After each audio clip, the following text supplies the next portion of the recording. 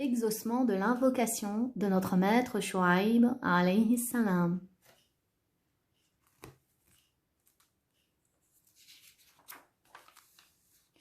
Au bord de la mer Rouge, du côté nord de la région de Al-Hijaz, en direction de Ash-Sham, près du golfe de Al-Aqabah, se trouve la ville de Madian, à laquelle Allah envoya son prophète et son élu Shuaib alayhi salam. Les gens de Madian, à leur début, étaient tous des musulmans de la communauté de notre maître Ibrahim sallallahu alayhi wa sallam. Ils furent obéissants envers Allah Ta'ala durant de longues années, jusqu'à ce que le shaitan vienne à eux et embellisse à leurs yeux l'adoration d'autres que Allah. Ils se mirent alors à adorer Al-Aïkah, un groupe d'arbres touffus.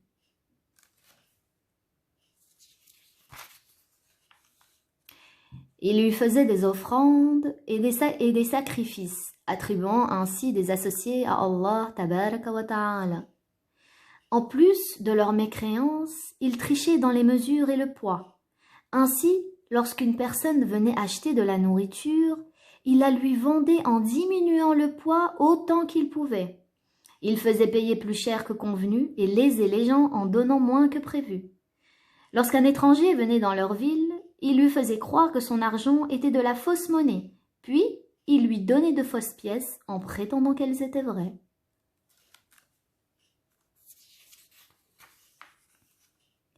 Lorsqu'ils avaient entre leurs mains des dinars et des dirhams, ils en pinçaient les extrémités pour en prélever une partie et la cacher ensuite. Tout cela est une consommation du bien d'autrui injustement, alors que dans les communautés antérieures, ceci était interdit par les messagers. Ils ne se contentaient pas seulement d'agir ainsi, mais ils barraient aussi les chemins aux passants. Ils s'attaquaient aux caravanes, ils pillaient les gens et faisaient couler le sang. Ils n'épargnaient que ceux qui leur donnaient l'argent sous la menace.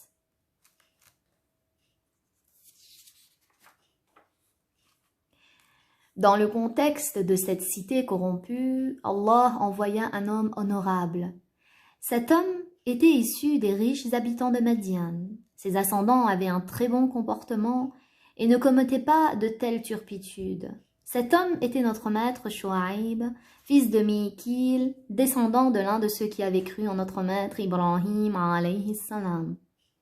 Les gens le surnommaient Khatibul Anbiya, l'orateur des prophètes, car il s'adressait à son peuple avec une éloquence sans pareille. Shuaib appelait son peuple à l'islam et les incitait à délaisser la mécréance et les péchés.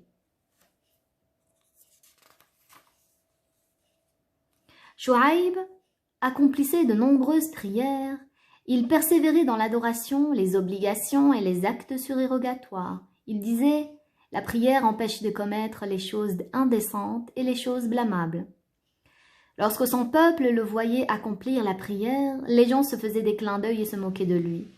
Et lorsqu'il leur avait ordonné de suivre la vérité et qu'il leur avait interdit de faire le mal, ils ont essayé de le tourner en dérision en raison de sa persévérance dans l'accomplissement de nombreuses prières. Ils se moquaient de lui et lui disaient « Ce sont donc tes prières qui nous ordonneraient de délaisser ce que nos parents adoraient ?»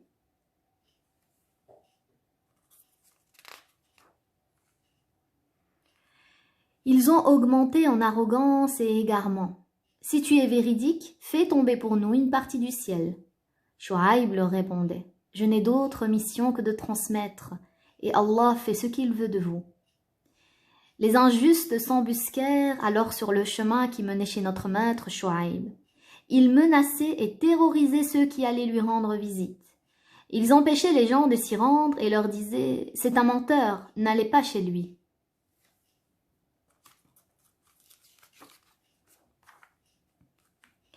Leur grande méchanceté se manifestait dans le fait que non seulement ils ne croyaient pas en Shuaib, mais qu'ils cherchaient à égarer les autres.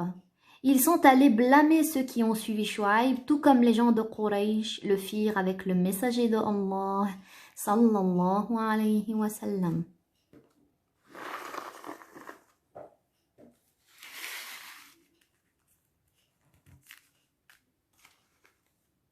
Malgré cela, notre maître Shuaib ne délaissa pas l'appel à l'islam.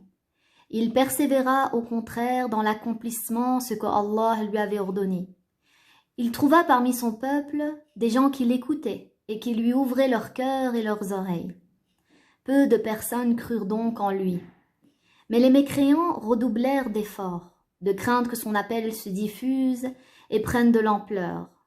Ils craignaient que sa religion ne se propage, que le nombre des croyants ne devienne important et que ses soutiens deviennent plus forts. Ils le menacèrent, lui, ainsi que ceux qui croyaient en lui, de les chasser de Madian s'ils n'abandonnaient pas leur religion et ne revenaient pas aux croyances de leurs ancêtres.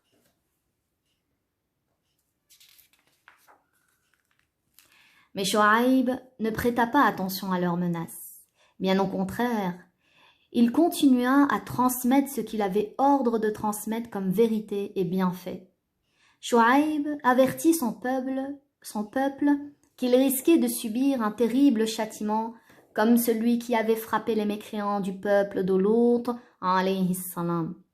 En effet, l'époque de Lot n'était pas si lointaine dans le temps et l'espace, et leur comportement injuste était semblable à celui du peuple de Lot. Malgré les appels de Chouaïb, ils persistèrent à se montrer orgueilleux et à s'entêter dans leur mécréance.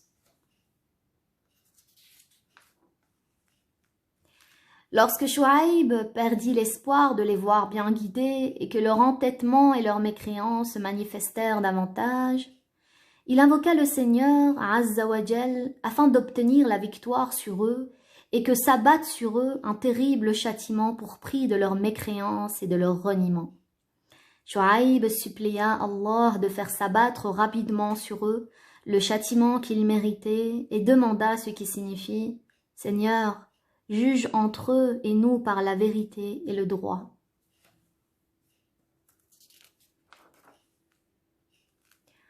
Allah exauça son invocation et il lui donna la victoire sur ce peuple injuste.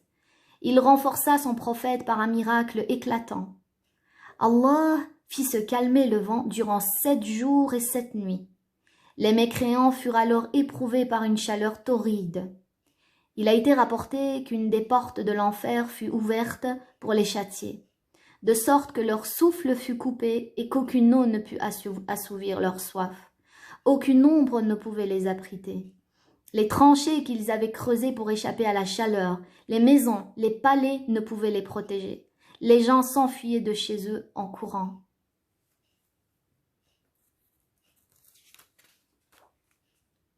Lorsqu'ils arrivèrent en pleine campagne, un grand nuage les couvrit. Ils trouvèrent grâce à lui un abri, une fraîcheur, un plaisir et une brise agréable. Ils s'appelèrent mutuellement afin de bénéficier de cet abri et se rassemblèrent tous à l'ombre de ce nuage pour y trouver fraîcheur. Mais lorsqu'ils furent tous réunis, ce que Allah a prédestiné arriva. Le nuage se mit à déverser du feu et ils furent tous brûlés comme un vulgaire morceau de chair sur le feu. Ainsi s'abattit sur eux le châtiment de Allah. La terre trembla sous leurs pieds. Jibril alayhi salam surgit alors et poussa un cri qui les terrorisa et les anéantit.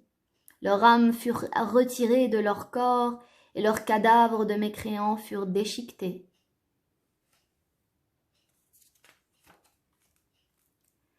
Si Allah les ressuscitait, ils ne seraient pas entrés en islam, conformément à la parole de Allah Azza wa Jal dans Surat Al-An'am, verset 28, ce qui signifie « S'ils étaient ramenés à la vie, ils referaient ce qui leur avait été interdit. Ce sont des menteurs. » Allah a réuni pour eux différentes sortes de châtiments et différentes formes d'épreuves en raison des mauvaises caractéristiques qui étaient les leurs. Allah les châtia par un grand tremblement qui immobilisa leurs mouvements, un cri terrible qui étouffa tous les sons et un nuage à partir duquel jaillit un feu lancé de toutes parts.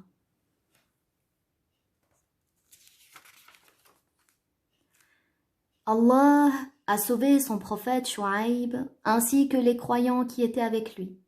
Ces derniers étaient au nombre d'environ 900 personnes, alors qu'à l'origine les habitants de Médiane se comptaient en dizaines de milliers. Les croyants marchèrent en direction de la Mecque honorée et y habitèrent jusqu'à leur mort.